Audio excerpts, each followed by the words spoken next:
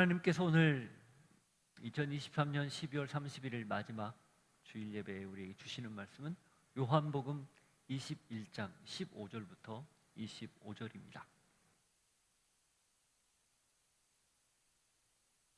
그들이 조반 먹은 후에 예수께서 시몬 베드로에게 이르시되 요한의 아들 시몬아 내가 이 사람들보다 나를 더 사랑하느냐 하시니 이르되 주님 그러하나이다.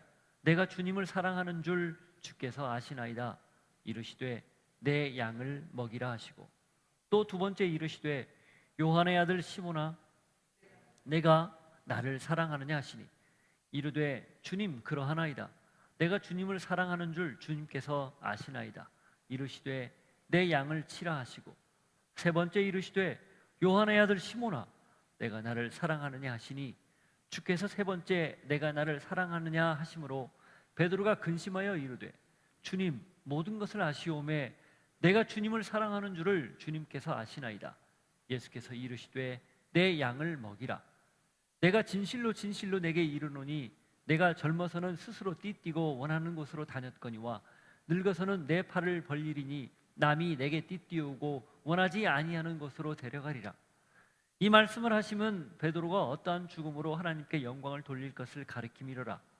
이 말씀을 하시고 베드로에게 이르시되 나를 따르라 하시니 베드로가 돌이켜 예수께서 사랑하시는 그 제자가 따르는 것을 보니 그는 만찬석에서 예수의 품에 의지하여 주님을 파는 자가 누구니까 묻던 자더라. 이에 베드로가 그를 보고 예수께 여짜오되 주님 이 사람은 어떻게 되겠사옵나이까? 예수께서 이르시되 내가 올 때까지 그를 머물게 하고자 할지라도 내게 무슨 상관이야? 너는 나를 따르라 하시더라. 이 말씀이 형제들에게 나가서 그 제자는 죽지 아니하겠다 하였으나 예수의 말씀은 그가 죽지 않겠다 하신 것이 아니라 내가 올 때까지 그를 머물게 하고자 할지라도 내게 무슨 상관이냐 하신 것이로라. 이 일들을 증언하고 이 일을 기록한 제자가 이 사람이라. 우리는 그의 증언이 참된 줄 아노라. 예수께서 행하신 일이 이 외에도 많으니 만일 낱낱이 기록된다면 이 세상이라도 이 기록된 책을 두기에 부족할 줄 아노라. 하나님 아버지, 예수님께서 마지막으로 베드로를 중심으로 한 제자들을 만나 그들에게 사명을 주시는 말씀 본문입니다. 요한복음의 마지막 부분이며 또 예수님께서 부탁하신 마지막 말씀인데 이걸 우리가 듣고 그들에게 각자 주님께서 사명을 주셨듯 우리에게도 남겨진 사명, 부탁받은 사명 확인하고 깨닫고 또 그렇게 살기를 결단하는 복된 시간이 되게 하옵소서. 예수 이름으로 기도하옵나이다. 아멘. 사람마다 저마다 사명이 있습니다. 저는 사명이 없는데요? 아닙니다. 그건 아직 사명을 발견하지 못해서일 경우가 많고요. 설령 안다 하지만 그 사명에 부응하지 못해서 좀 미안한 마음 혹은 좀 부끄러운 마음 때문에 애써 외면할 뿐입니다. 사명, 곧 목적이죠. 그 목적대로 사는 건 누구도 예외가 아니다라는 겁니다. 존재하는 모든 것에는 원인이 있습니다. 다른 말로 목적이 있다는 거죠. 이 세상에 우리가 눈에 보이는 모든 피조세계, 이 피조세계의 원인, 제일 원인자는 누굽니까? 하나님이죠. 창조주 하나님이죠. 그럼 하나님이 이 피조세계를 만들 때 그냥 만들었겠느냐? 아니에요. 다 목적이 있습니다. 실제로 우리 눈에 안 보이는 그 미생물조차 전혀 보이지 않는 이 세포 하나에 있는 그 핵조차도 하나님이 전부 의미 있게 목적을 가지고 만들었습니다. 가장 큰 목적은 존재죠. 빛이 있으라, 빛은 존재하라. 그 말씀은 하나님의 그 목적대로 빛은 없으라, 사라져라 할 때까지 있습니다. 그게 존재고 그게 목적이에요. 따라서 존재하는 모든 것에는 목적이 있다. 이 말이 성립이 되는 거죠. 우리라고 다를까요? 인간이라고 다를까요? 예외가 없다는 거죠. 중요한 건 그 존재 이유, 목적을 아느냐 모르느냐에 따라 그 존재하는 것의 의미가 달라지고, 또 특별히 우리 인간 같은 경우에는 인생이 달라진다, 그겁니다.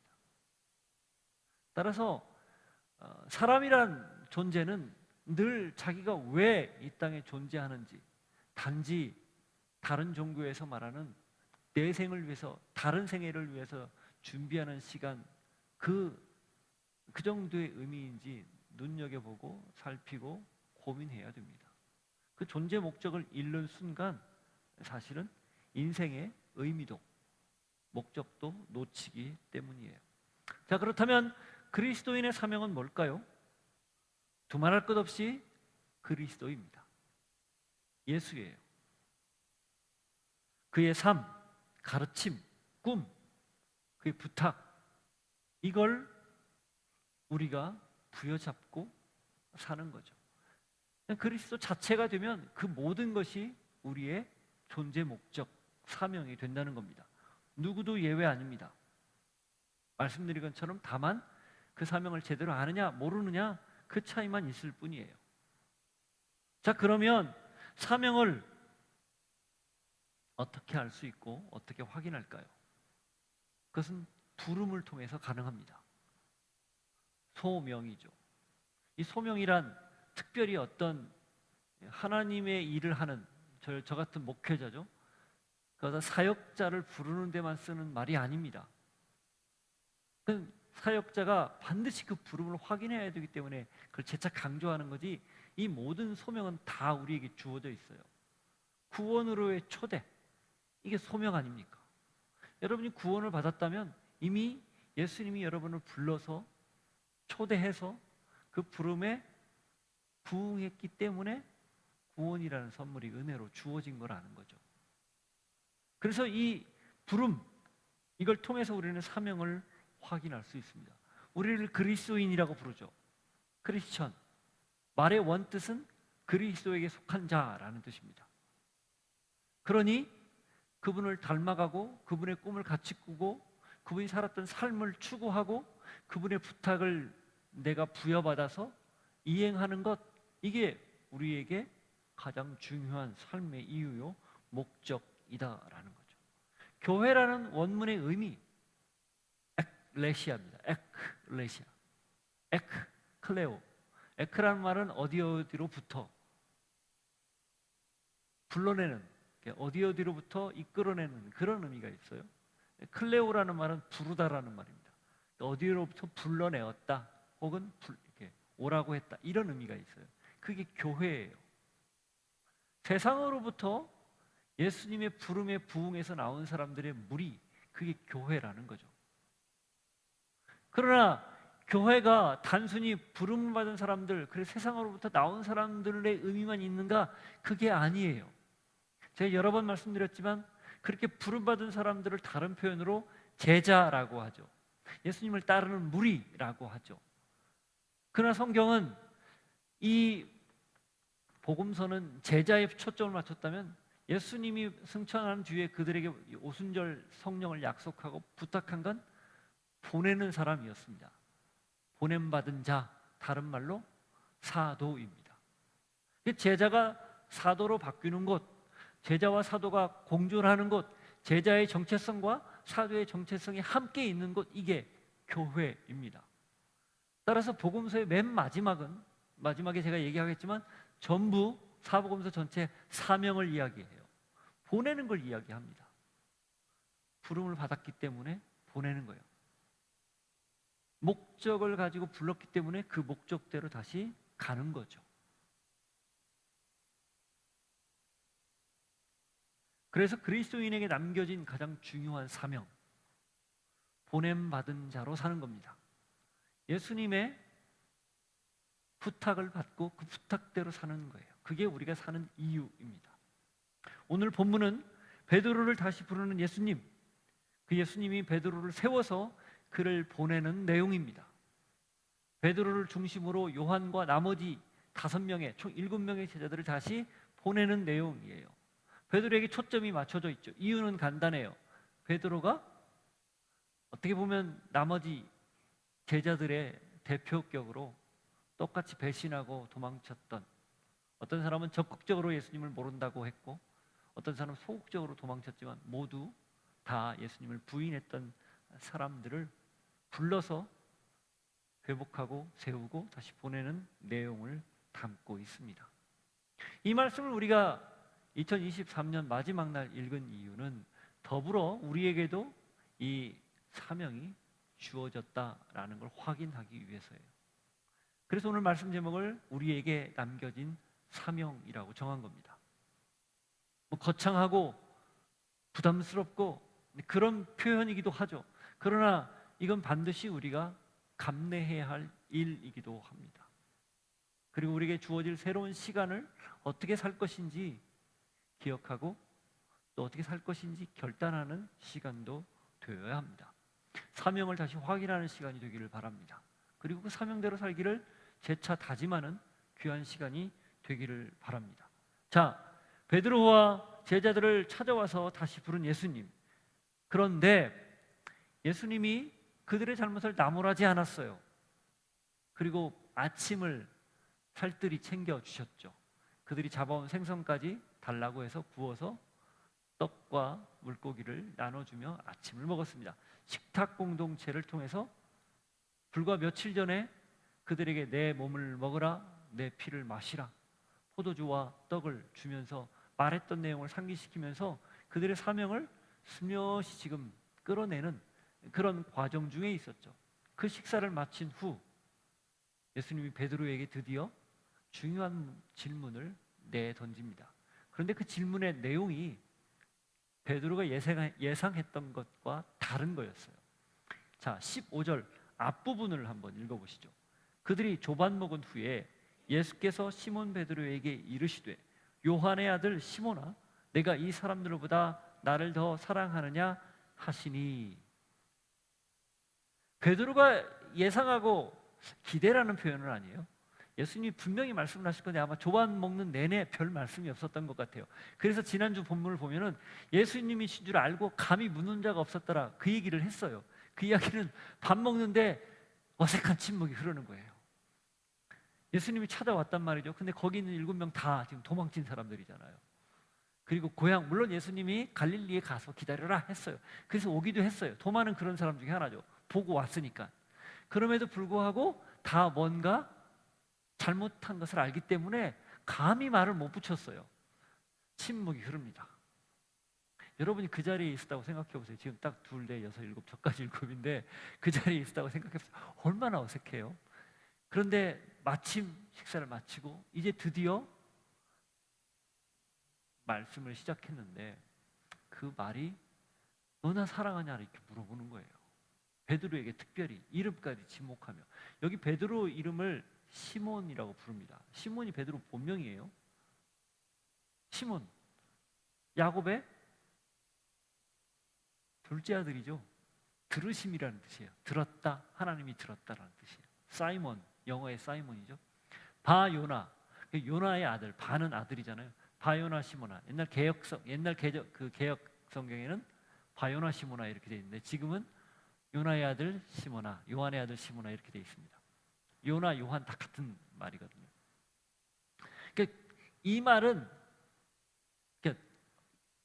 왜 그 사람의 공식적인 풀네임이 있고 아니면 별칭같이 그런 본명 있잖아요. 우리 옛날에 그 선조들 보면은 본명이 있고 뭐 아우가 있고 뭐 공식적인 명칭이 있고 죽은 다음에 부르는 이름이 있고 막 굉장히 복잡하잖아요. 근데 가장 친근한 이름은 뭡니까? 늘 평소에 부르던 본명이에요. 근데 그게 동서고금 비슷했어요. 딱 지금 그렇게 부르는 거예요. 굉장한 친근감의 표현이에요. 그리고 물어보는 질문이 네가 나를 사랑하냐? 이걸 물어보는 거예요. 베드로의 입장에서는 예수님의 첫 질문이 물어보는 게 뭐라고 이렇게 예상을 했을까요? 너 왜 그랬어? 내가 분명히 경고도 했잖아. 예고도 했잖아. 그러면 좀 적어도 부인은 안 해야지. 이런 말이 나올 걸로 예상을 했을 거라는 거예요. 그게 지극히 정상적이에요. 그런데 척 주시는 말씀이 너 나 사랑하느냐? 거예요. 여러분, 이게 예수님이 찾아온 이유예요. 베드로를 책망하려고, 잘못을 따지려고 온 게 아니라는 거죠. 왜 왔어요? 사랑해서 온 거예요. 베드로가 예수님 사랑하고 그 자신의 실수 때문에 무너진 그 지난 며칠간의 그 아픈 그런 뼈아픈 회한을 가슴을 치며 후회하고 있는 그 너무 커서 충격이 커서 지금 절망에 빠져 있거든요. 그런데 찾아와서 그걸 알고 당신이 베드로 사랑한다는 것을 보여주는 거예요. 너 나 사랑하니, 이 말이 담고 있는 의미, 그걸 충분히 전해주고 있는 거죠. 근데 특별히 여기서 첫 번째 질문에는 이 사람들보다 이 표현이 들어가 있습니다. 15절 보십시오. 네가 이 사람들보다 나를 더 사랑하느냐, 이렇게 돼 있어요. 그런데 16절 17절에는 그냥 나를 사랑하느냐 이렇게만 물어봐요. 15절에만 이 사람들보다 라는 표현이 들어가 있는데, 거기 난회주에 보면 숫자 2가 있고 보면 또는 것들보다 이렇게 되어 있습니다. 이것들보다 라고도 해석이 가능하다, 그 말이에요. 이건 이 지시대명사, 이 복수 지시대명사가 남성, 중성 똑같아요, 형태가. 그래서 읽기에 따라서는 이 사람들보다라고 읽어도 되고, 뉘앙스가 이것들보다라고 해석해도 돼요. 그래서 이걸 학자들이 어떻게 보냐면 여러 가지 의미로 봐요. 첫 번째, 만일에 이 사람들보다라는 것은 라고 해석을 하면, 너가 이 사람들이, 나머지 6명이 나를 사랑하는 것보다 너가 나를 더 사랑하니? 이걸 물어본 거예요. 그런 의미가 돼요. 또 하나 의미는, 너가 이 사람들을 좋아하는 것, 동료잖아요. 지금 갈릴리 호숫가에 같이 평생 살았던 동료들이고 3년간 공생애를 같이 보냈던 사람들이잖아요. 동료들을 사랑하는 것보다 나를 더 사랑하냐, 그런 의미가 돼요. 또 세 번째는 어떻게 되냐면, 이걸 이것들로 표현하면 이것들보다, 그러니까 지금 네가 이 자리에 와서 다시 업으로 돌아간 너의 생업, 네가 가지고 있는 가치관, 네가 귀하게 여기는 것들, 그걸 좀 포괄적으로 보면 세상보다, 그런 의미예요. 다 가능합니다. 전체적인 느낌으로는 네가 나를 얼마나 사랑하느냐, 그 무엇보다도 나를 사랑하느냐, 이런 의미가 조금 더 가깝다고 볼 수 있죠. 그렇게 물어본 거예요.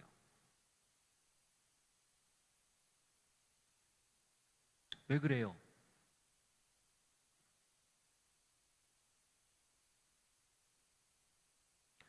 베드로는 지금껏 사실은 예수님을 만난 이후에도 자신의 고정관념이나 틀을 바꾸지 않았습니다.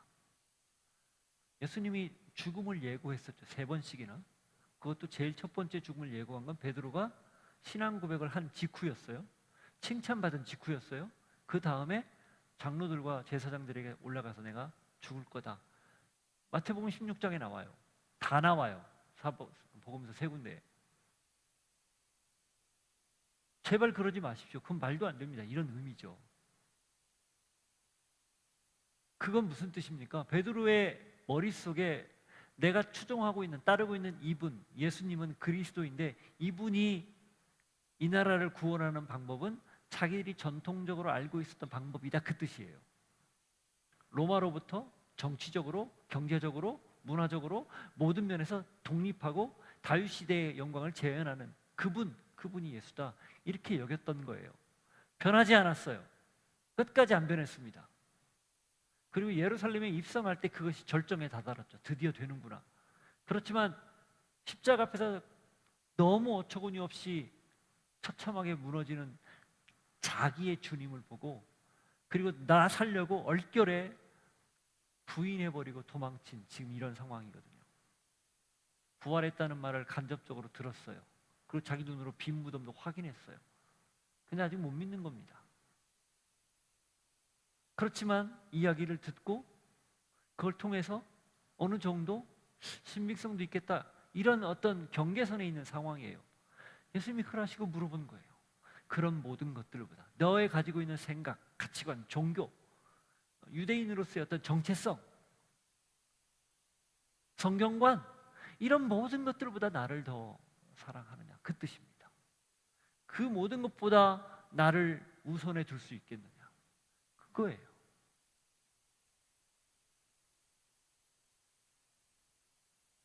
만일에 우리에게도 이런 질문을 예수님이 하신다면 우리는 뭐라 답할 수 있고 이 질문 앞에 무슨 생각을 해야 할까요?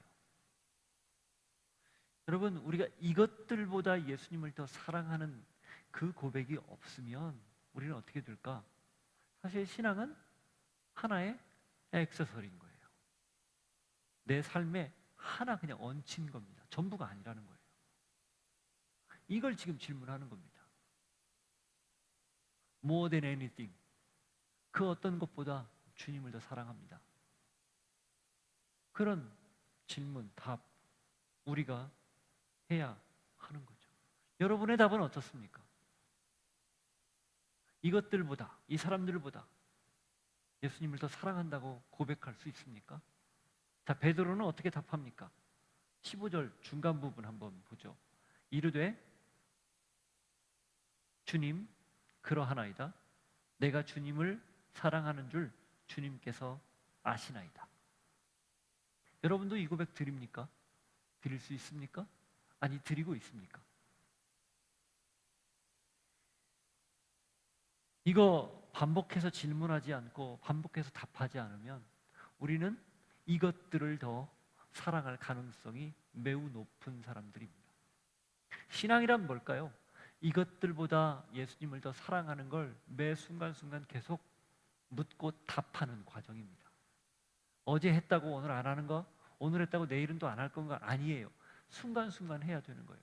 그 판단의 기로에서 섰을 때, 그 갈림길에서 항상 이 질문을 듣고 답해야 되는 것. 주님, 내가 주님을 사랑합니다. 이것들보다, 이 사람들보다 주님을 더 사랑합니다. 그 고백 드려야 한다는 거예요. 어쩌면 그런 맥락에서 너의 아비나 형제나 자녀를 나보다 더 사랑하면 안 된다, 이런 말도 성립이 되는 거죠. 가족관계를 깨트리고 그걸 부인하라, 그런 뜻이 아니라 너의 우선순위가 어디에 있느냐, 이걸 물어보는 거예요. 그때 비로소 예수님이 그에게 다음 말씀을 하시는 거예요. 15절 뒷부분, 이르되 내 어린 양을 먹이라 하시고. 사명은, 예수님의 부탁은 이 고백 다음에 주어졌다는 걸 꼭 기억해야 돼요. 이 고백이 없이 내 양을 먹이고 내 양을 치고 하는 모든 건 내 일입니다. 예수님이 내 양을 먹이라고 했어요, 예수님 입장에서. 그런데 이 고백을 하지 않고 그냥 사역을, 나에게 맡겨진 일을 한다, 그것은 예수님의 양이 아니라 자기의 양, 내 양을 먹이는 거예요. 치는 거예요. 왜 칠까요? 왜 먹일까요? 잡아먹으려고. 거기서 젖을 짜고 털을 얻으려고. 지극히 이기적인 농기라는 거죠. 그러나 이 사랑이 바탕이 되고 그것이 인정이 되면, 하나님이 그것을 받아주시면, 하나님이 우리에게 맡기는 건 더 이상 내 양이 아니라 하나님의 양이라는 거예요. 그리스도의 양이라는 거예요. 객관화해서 나를 완전히 나로부터 분리해서 온전히 하나님의 뜻만 따를 수 있는 사람으로 살게 한다는 겁니다. 이 전후관계, 선후관계가 명확해야 된다는 거예요. 그래서 날마다 내가 주님을 사랑하는 걸 고백해야 된다, 그 말입니다. 목양이라는 거죠. 양을 양육하고 치는 거예요. 먹이고 치는 거예요. 목사에게만 해당되는 건가요? 아닙니다. 모두에게 다 해당되는 거예요. 각자에게 내가 섬겨야 할 주님의 양들이 있는 거예요. 그게 가족일 수도 있고, 직장의 동료일 수도 있고, 내가 전도하는 대상일 수도 있고, 교회 성도일 수도 있고, 누구나 있는 거죠. 그런 마음으로 살아라. 그게 사명이다, 그겁니다. 그게 제자의 길이고 그게 사도의 길이다, 그거예요. 사도는 예수님의 12제자에게만 국한되는 것이 아니라 그 명령과 그 사명을 부여받은 사람들, 그 권한을 위임받은 사람들 모두에게 해당되는 역할입니다.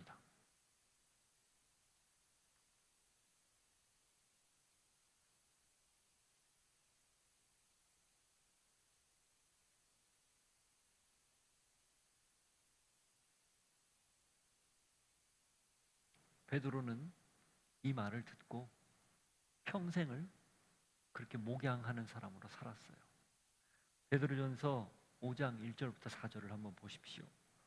베드로가 고난받는 형제들에게 편지를 쓰면서 이런저런 이야기를 다 하는데 마지막에 특별히 각 교회의 장로들에게 이런 부탁을 해요.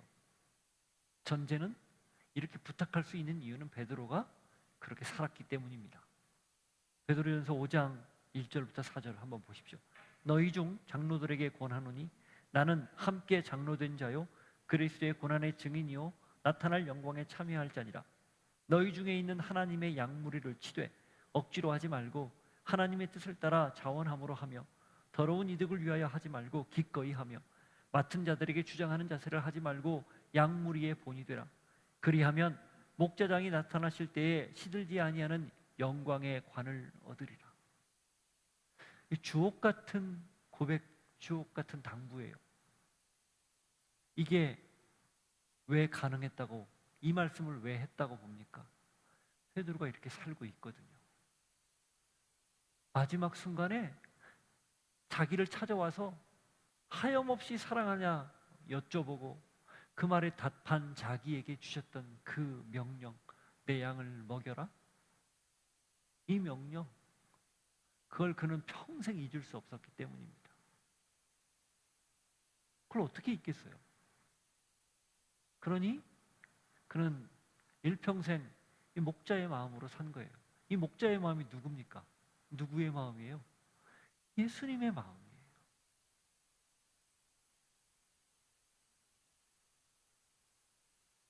이 베드로에게 맡겨진 사명, 그러니까 한 영혼 한 영혼을 향한 예수님의 진심, 그 진심을 나누고 그 진심대로 품고 사랑하는 것이었다는 거죠.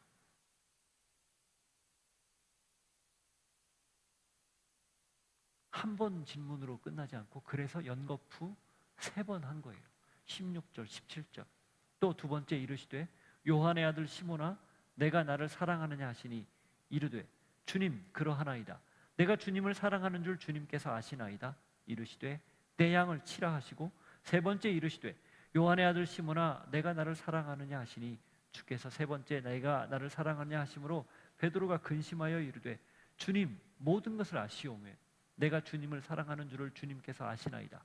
예수께서 이르시되 내 양을 먹이라. 왜 3번입니까? 3번 부인했던 베드로의 그 실패와 관련이 있어요. 완벽하게 회복시켜주는 거예요.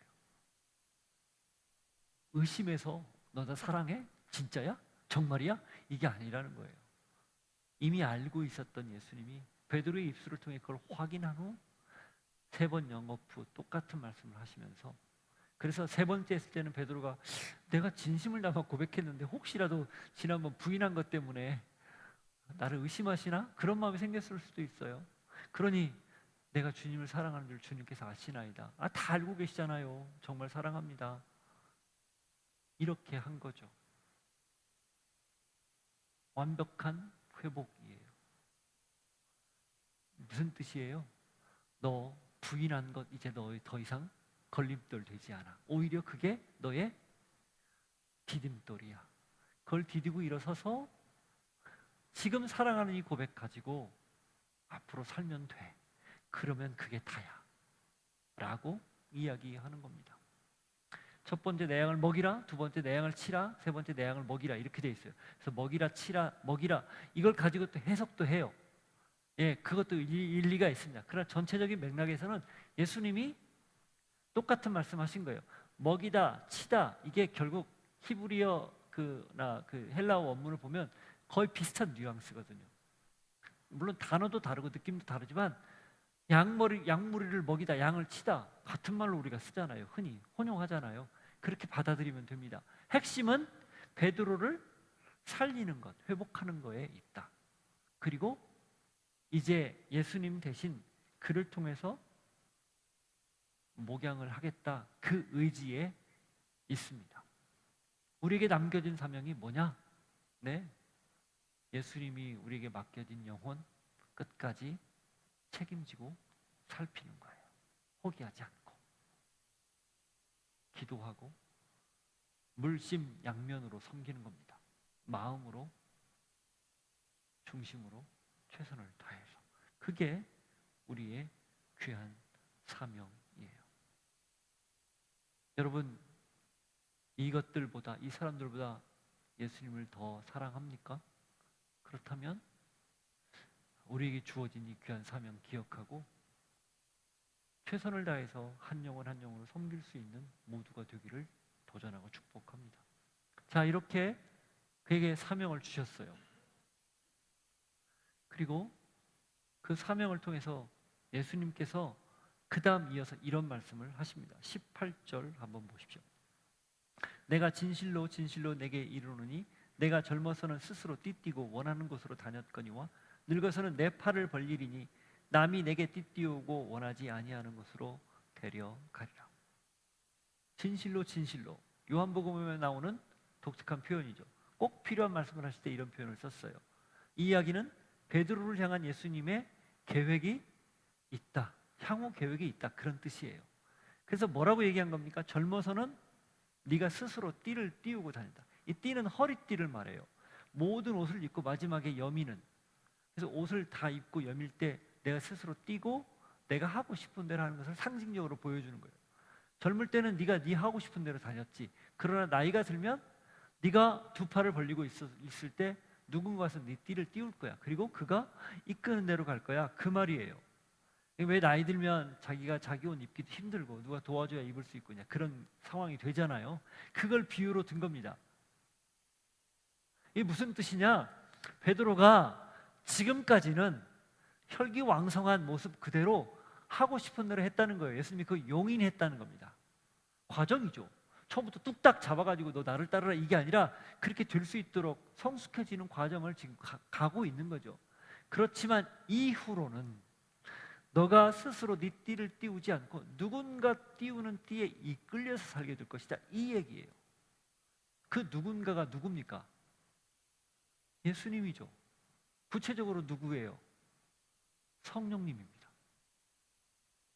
바꿔 말하면 부활한 예수님을 만난 베드로에게 예수님이 지금 뭐라 얘기하는 거냐면, 내가 너를 사랑하느냐, 네가 나를 사랑하느냐 묻고 네가 나를 사랑한다는 말을 통해 목양, 명령, 위임을 했지 않습니까?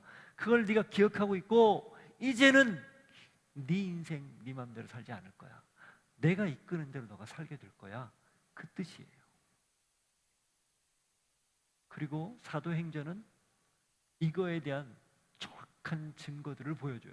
사도행전 2장 오순절 성령 강림 사건부터 6장, 7장에 스데반이 구체적으로 등장하고 나중에 이제 베드로가 그 고넬료 사건 겪을 때도 등장하지만 이 사도행전 앞부분에 베드로가 주인공인데 베드로의 모습을 보십시오. 온전히 성령의 사람으로 살아갑니다. 성령의 사람으로 살면서 성령의 이끄심에 따라 그의 지금까지 살아왔던 모든 패러다임이 전환이 돼요. 결정적인 전환은 두 개가 있죠. 공회 앞에 섰을 때의 전환. 불과 한 두어 달 전에 공회 앞에 섰을 때는 두려워서 도망쳤던 베드로가 이제는 당당하게 당신들이 죽인 나사렛 예수, 다른 이름으로 구원받을 수 없는 그 이름, 그 이름을 믿어야만 구원받을 수 있는 그분에 관해서 증언하기 시작합니다. 오죽하면 공회원들이 저가 갈릴리 나사렛의 어부, 쉽게 말하면 촌뜨기 아니야, 그런데 왜 저렇게 유창하게 말을 하고 왜 저렇게 담대하게 이야기를 하지? 라고 할 정도예요. 매를 때려서 다시는 이 이름으로 말하지 말라고 했는데도 내가 하나님의 말을 들으랴, 너희의 말을 들으랴 당당하게 말하는 모습으로 살아갑니다. 완전한 변화죠. 또 한 번의 변화는 고넬료 사건이에요. 그럼에도 불구하고 유대인 제한적인 사고방식이 있었어요. 그런데 고넬료 사건을 통해서 이방인에게도 성령이 임하고 복음이 전해지는 것을 알고 대전환이 일어나죠. 사도행전의 터닝 포인트거든요. 이게 네 스스로 띠우지 않고 누군가 띄워주는 띠에 의해서 이끌리는 모습이었다는 겁니다. 자, 무슨 뜻이에요? 베드로는 사명을 받고 이후에 그리스도가 이끄는 대로 살았다, 그겁니다. 우리에게 남겨진 사명 두 번째는 뭔가? 첫 번째는 사랑하느냐 물어보고 목양 명령을 주시는 거예요. 방금까지 했던. 두 번째는 뭐냐? 이끌리는 대로 사는 거예요. 이끄시는 대로 사는 거예요. 성령님이 이끄는 대로, 말씀이 이끄는 대로 사는 겁니다. 잘 몰라도 괜찮다는 거예요. 때로는 미래가 불투명해도 괜찮습니다. 현실이 녹록하지 않아도 괜찮아요. 다만 이끄는 대로, 띄우고 그대로 가는 대로 끌려가는 것, 이게 신앙입니다. 그래서 신앙은 영원한 수동태예요. 그리고 그렇게 이끄는 대로 따라가는 능동형입니다. 수동태지만 내가 자발적으로 따라가는 거죠. 그 전후 관계가 명확한 게 신앙이에요. 그게 우리가 지금 남겨진, 우리에게 맡겨진 미션으로 우리가 살아가야 할 모습이라는 거, 그걸 28절에서 예수님이 베드로의 미래를 통해 말씀해 주시고 우리에게도 동일하게 그렇게 역사하십니다. 어떻습니까? 여러분, 이끄는 대로 사는 게 편할까요? 내가 내 마음대로 사는 게 편할까요? 수동태가 편합니까? 내 하고 싶은 대로 하는 게 편합니까? 내 마음대로 살고 내 하고 싶은 대로 하는 게 편한 것 같죠? 아니에요. 수동태가 편합니다. 그렇지만 그 안에서 얼마든지 능동적으로 살 수 있거든요. 그게 의미고 그게 보람이에요. 우리에게 맡겨진 일이 그거라는 걸 잊지 않기를 바라요. 자, 그렇게 해서 베드로에게 예수님이 목양의 명령과 그리고 이끄는 대로 사는 그 사명을 주셨어요. 그 역할을 주셨어요. 그렇게 하라고. 그런데 이 다음 본문을 통해서 또 다른 이야기 하나가 주어집니다. 자, 19절 한번 보시죠. 19절. 이 말씀을 하시면 베드로가 어떠한 죽음으로 하나님께 영광을 돌릴 것을 가리키심이로라. 이 말씀을 하시고 베드로에게 이르시되 나를 따르라 하시니. 베드로에게 이렇게 말씀을 하시고 나를 좀 따르라 해서 아마 식사하시고 이 말씀을 얘기하고 따로 산책을 떠난 것 같아요. 그림상. 그렇게 갔는데 베드로가 따라가다가 뒤를 돌이켜 봅니다. 20절. 베드로가 돌이켜 예수께서 사랑하시는 그 제자가 따르는 것을 보니 그는 만찬석에서 예수의 품에 의지하여 주님을 파는 자가 누구니까 묻던 자더라. 13장 25절에 보면 최후의 만찬에서 예수님 옆에 이렇게 기대고 있는 사람이 있어요. 그게 요한이거든요. 미켈란젤로가 맞나요?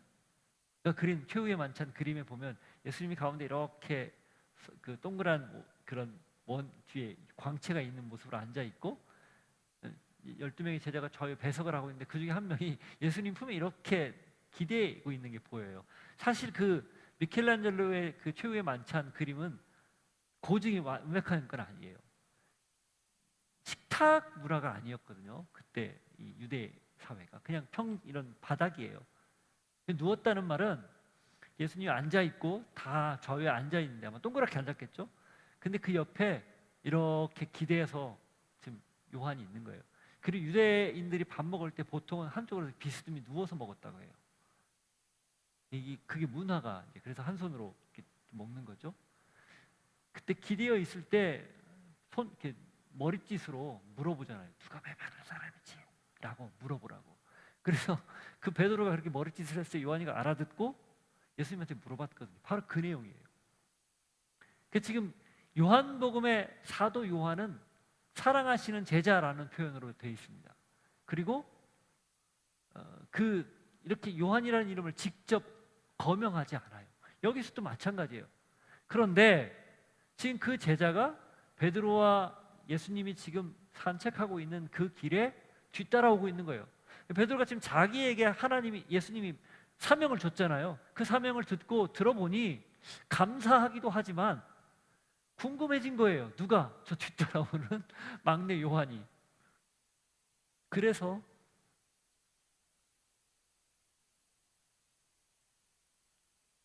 이렇게 물어보는 거예요. 21절 보십시오. 이에 베드로가 그를 보고 예수께 여짜오되 주님, 이 사람은 어떻게 되겠사옵나이까.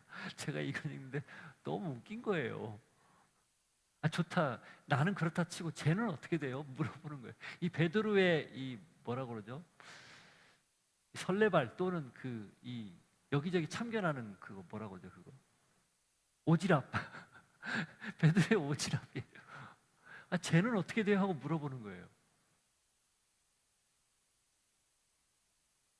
지나친 관심이죠. 관심이 많은 건 좋은데 너무 지나치면 때로는 그게 불필요한 내용이 있을 수도 있어요. 그렇지만 그 말을 듣고 예수님이 뭐라고 얘기합니까? 22절, 23절 한번 보십시오. 예수께서 이르시되 내가 올 때까지 그를 머물게 하고자 할지라도 내게 무슨 상관이냐? 너는 나를 따르라 하시더라. 이 말씀이 형제들에게 나가서 그 제자는 죽지 아니하겠다 하였으나 예수의 말씀은 그가 죽지 않겠다 하시는 것이 아니라 내가 올 때까지 그를 머물게 하고자 할지라도 내게 무슨 상관이냐 하시는 것이로라. 이 22절 내용 때문에 초대교회 때 어떤 일이 있었는가? 다 순교하고 요한만 지금 남아있는 상황이에요. 보통 대부분 이 로마 네로의 박해가 AD 64년경에 아주 극심했는데 그때 사도 바울도 그때 순교하고 베드로도 그때쯤 순교한 걸로 통상 압니다. 64년경에 우리가 알고 있는 것처럼 베드로는 나는 주님처럼 십자가에 바로 달릴 수 없다. 나는 그럴 만한 자격이 없다. 나는 거꾸로 달리겠다 해서 거꾸로 십자가에 매달려 순교한 그런 상황이죠. 그리고 대부분의 제자들이 흩어졌지만 각자의 자리에서 복음을 전하다 순교했습니다. 제일 먼저 순교한 사람은 사도행전에 나온 것처럼 야고보예요. 그 야고보가 요한의 형 야고보입니다. 오르의 아들들, 번개의 아들이라고 하는 화가 이렇게 굉장히 다혈질적인 그런 성향을 가진 세베대의 아들들이죠. 그 요한의 야고보가 먼저 죽고 아이러니하게도 맨 마지막까지 요한은 살아 있었어요. 그리고 요한은 기록에 의하면 문헌에 의하면 반모섬에 유배됐다가 거기서 혹은 풀려나서 자연사한 것으로 되어 있습니다. 근데 그때가 보통 AD 90년 전후예요. 90년 후반, 중후반 정도로 봅니다. 돌아가실 때가. 그러니 이 초대교회 때 이 방금 읽었던 22절 때문에 무슨 소문이 있었고 무슨 얘기가 있었냐면 요한이 죽기 전까지 예수님이 재림한다는 이야기가 퍼져 있었어요. 그러니 저 요한 사도는 저렇게 오래 살지. 대충 적어도 80세, 90세 정도 살았다고 보거든요. 당시로는 굉장히 긴 수명이죠. 그러니 요한이 저렇게 살아있고 요한 1, 2, 3서를 쓰고 요한 계시록을 쓰고 요한복음을 쓰는 이걸 보면서 사람들 머릿속에 예수님이 곧 오시겠다라는 생각들을 하지 않았겠어요?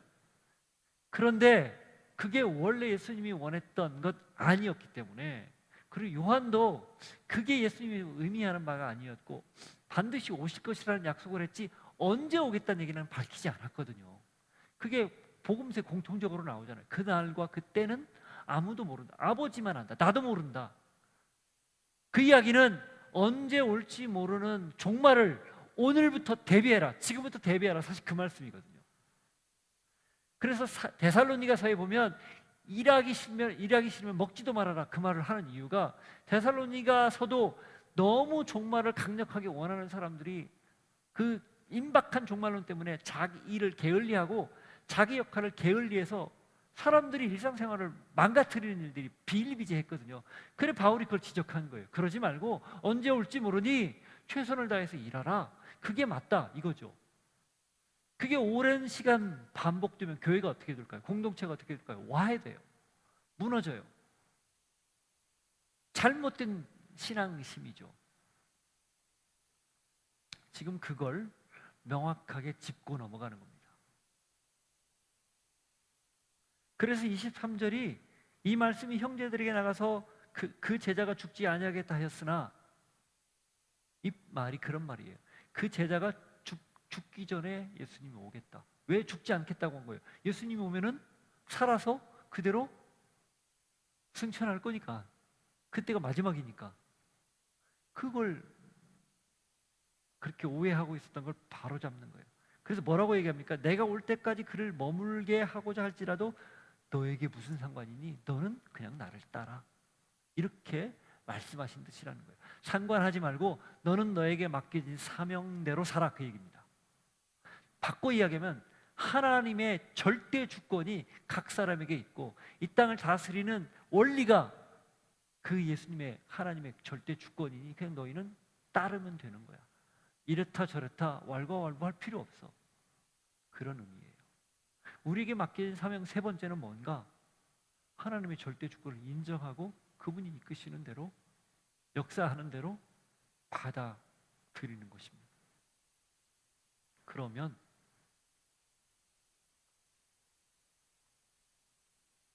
오늘을 살 때 다르게 살 수 있는 거예요. 말씀대로 살 수 있는 거죠. 하나님이 당신 뜻대로 하겠다는데 우리가 더 무슨 토를 달겠어요?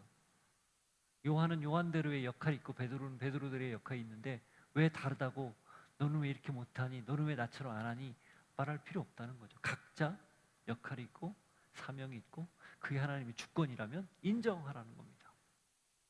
우리의 역할은 다 달라요. 존중하고 인정하고 그 안에서 내가 해야 할 일을 하면 그걸로 끝. 그걸로 하나님께서 기뻐하신다라는 겁니다. 그걸 잊지 않기를 바라요. 자, 이렇게 이 내용이 마치고 24절, 25절은 조금 부록처럼 약간 부연 설명처럼 되어 있습니다. 자, 보시죠. 이 일들을 증언하고 이 일들을 기록한 제자가 이 사람이라. 우리는 그의 증언이 참된 줄 아노라. 이 사람이라 누구? 요한을 얘기하는 거예요. 자, 그러면서 25절 예수께서 행하신 일이 이 이외에도 많으니 만일 낱낱이 기록된다면 이 세상이라도 이 기록된 책에 책을 두기에 부족할 줄 아노라.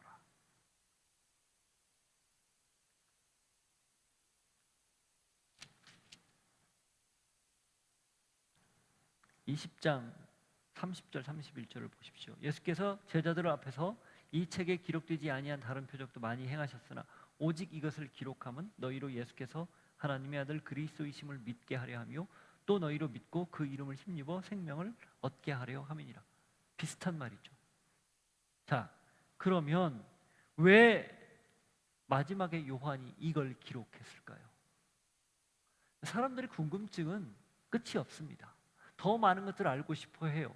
그러나 요한은 최선을 다해서 꼭 필요한 말만, 예수님께서 전하고자 하셨던 핵심만 전했다. 그 이야기는 뭐예요? 더 알 것 없다는 거죠. 더 알 이유도 없고 이것만으로도 충분하다. 그러니 더 알기 위해서 허비할 필요가 없다. 문제는 우리가 이것조차도 모르는 거죠. 근데 우리 인간의 호기심은 다른 거에 계속 새로운 지식, 새로운 정보에 관심을 가져요. 요한이 이렇게 쓴 이유가 있습니다.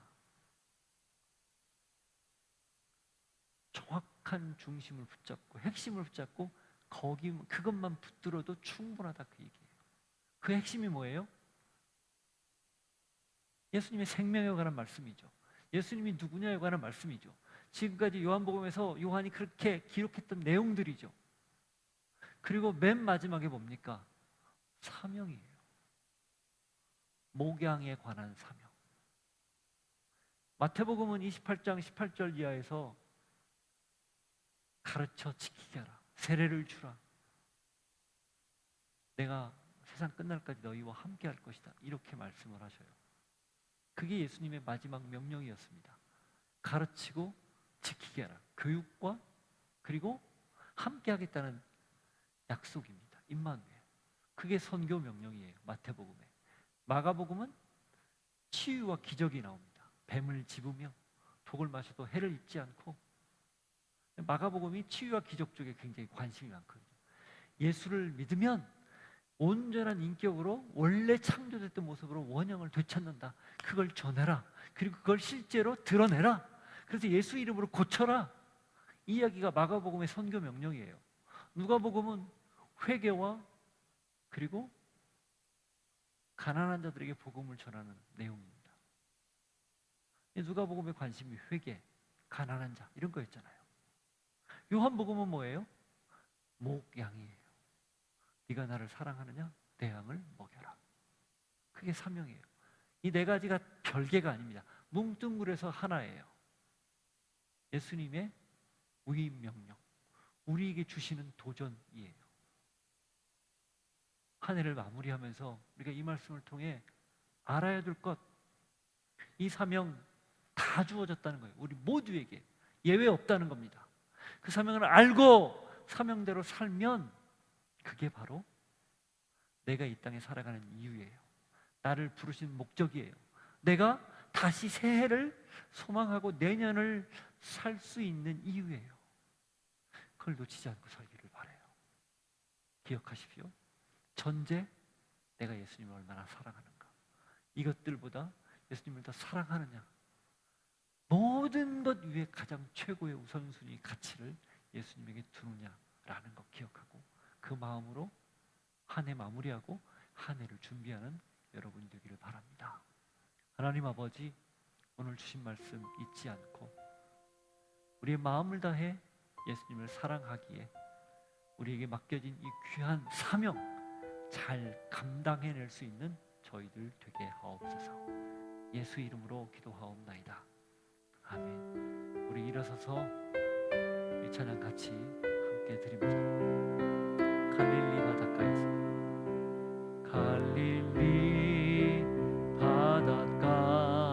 바닷가에서 주님은 시몬에게 물으셨네.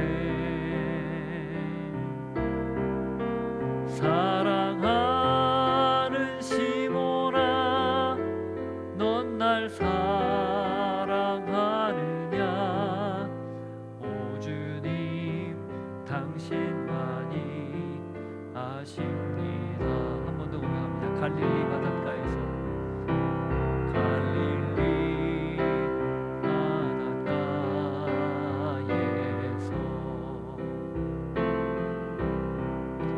주님은 시몬에게 물으셨네.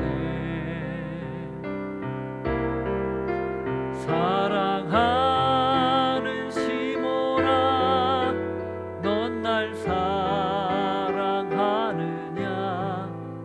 오 주님, 당신만이 아십니다. 그렇습니다. 하나님, 이렇게 물어보실 때 주님, 내가 주를 사랑하는 줄 주님께서 아십니다. 늘 이 고백 드리게 하시고 그렇기에 우리에게 맡겨진 귀한 일 잘 감당할 수 있는 믿음의 사람들 되게 하옵소서. 주께서 주신 은혜를 기억하며 우리의 물질도 시간도 재능도 구별하여 드리오니 받으시고 마음껏 사용하시고 드린 손길마다 넉넉히 부어주시는 은혜 맛보게 하여 주옵소서. 지금은 우리 구주 예수 그리스도의 은혜와 하나님 아버지의 사랑과 성령님의 교통하심이 너는 나를 사랑하느냐 물음 앞에 예 주님, 내가 주님을 사랑합니다 고백하며 그렇기에 우리에게 맡겨진 사명 잘 감당하기를 결단하고 고백하고 소망하는 주의 백성들 머리 위에 이제로부터 영원토록 함께 하시기를 간절히 축원하옵나이다. 아멘.